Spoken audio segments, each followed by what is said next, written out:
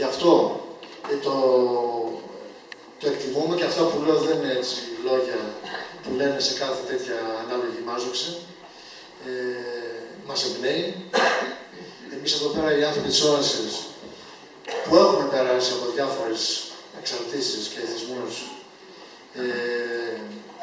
πραγματικά εμπνεόμαστε από ανθρώπους οι οποίοι δίνουν έναν αγώνα, λένε τα πράγματα με το όνομά τους. Έχουν λύσεις.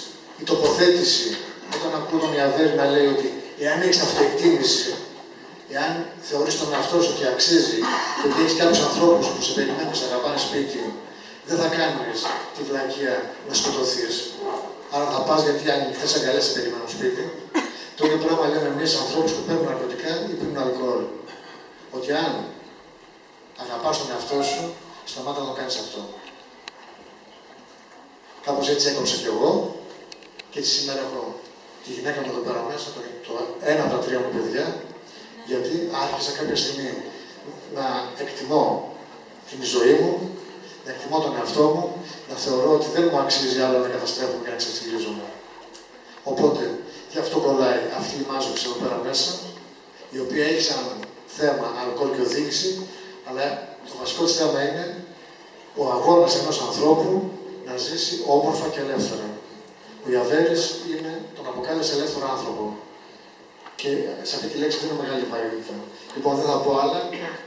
Το μικρόφωνο σε εσένα. Ευχαριστώ που ήρθες, δεσμεύτηκες άλλη μια φορά.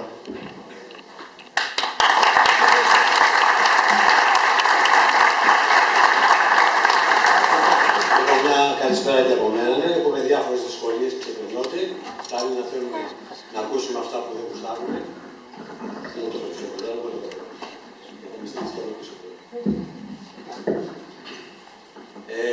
Ο τίτλος της ημερίδας είναι «Αλκοόλ και οδήγηση, μια επικίνδυνη σχέση». Εγώ θα την επιβεβαίωνα, ενώ θεωρώ ότι το αλκοόλ είναι ένα απλό σύμπτωμα και όχι αιτία θανάτου και απόγνωσης καθοδόν.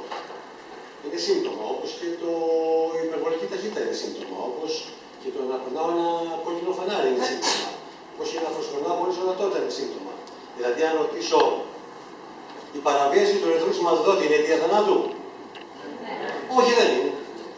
Και γι' αυτό δεν μπορεί να διορθωθεί ποτέ αυτό. Το ίδιο λέει και ο υπουργός. Το ίδιο λέει και ο πρωθυπουργός, το ίδιο θα πει και ο διοικητής, το ίδιο θα πούν όλοι.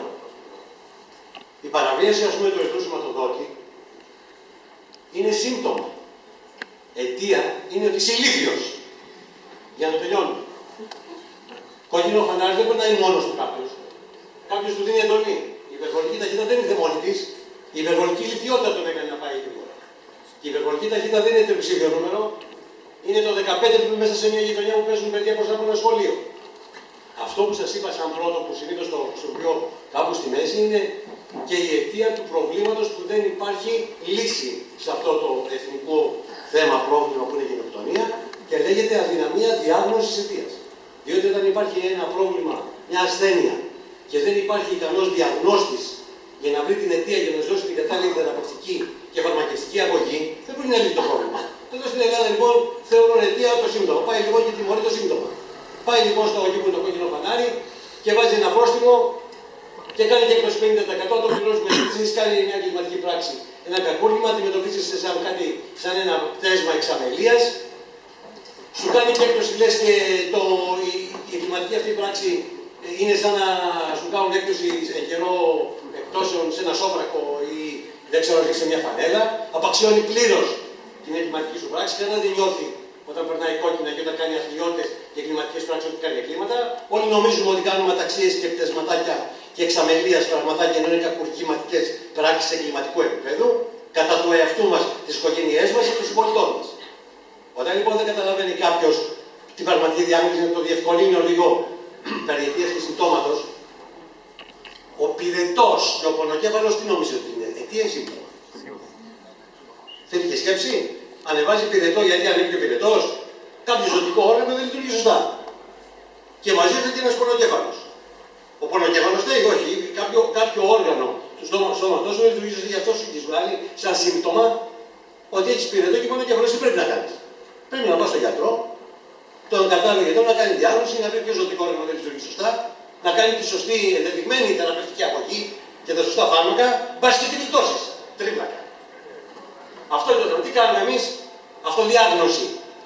Λέει, δεν κοιμήθηκα καλά. Χθες με φύσκησε και ένα ανάγκη το πλάι και με έπιασε ο αυχένας μου και αυτός είναι ο πονοκέφαλος και γι' αυτό ανέβασα και πυρετό ή και ένα ποτό μπόμπα ή δεν ξέρω τι, ας πούμε, ύστερα από λέμιασε γιατί ήμουν πολύ ώρα σημαίνος.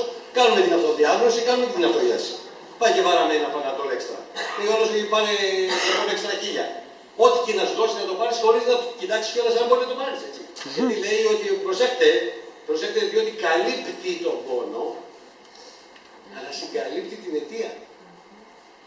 Και εμείς στον χώρο του μηχανολογικού δακτυλισμού, μέσα στους πολλούς της ηλικίας μου που χαθήκανε από καρκίνους και τέτοια, κάποιος από αυτούς ένας εξαιρετικός οδηγός και πολύ καλός, έχοντας τέτοιο παρατεταμένο πονοκέφαλο για πολλούς μήνες, ακόμα και εμείς η παρέα του προκειμένου να του φτιάξουμε λίγο ψυχική διάθεση, του λέγαμε ένα παιδί μου, μην κάνεις έτσι, αφού με ένα παυσίπονο καλμάρεις ο πόνος.